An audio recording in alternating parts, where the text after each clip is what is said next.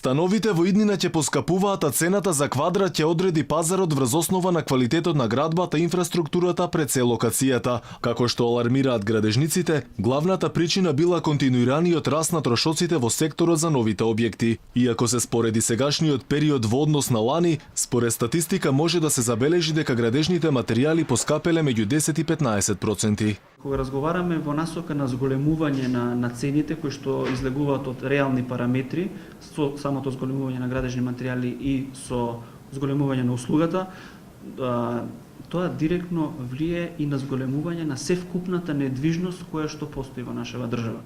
Градежниците велат дека дополнителен раст на цените ќе придонесат квалитетните градби, а не оние станови кои се продаваат со послаб квалитет. Велат дека неопходно е побрзо носење на Законот за просторно урбанистичко планирање, што ќе помогне да се надминат одредени пропусти во деталните урбанистички планови. Велат дека со нивно укинување и ставање мораториум, оневозможени биле да имаат било каква градежна активност. Каде во законот стои дека при носење на детален урбанистички план мора во рок од 1 година да се изгради. И делот на мораториум, кој што јасно е познат став на нас како комора и како градежен сектор, дека мораториумот е неуставен, незаконски, тоа ќе се докаже во некое идно време.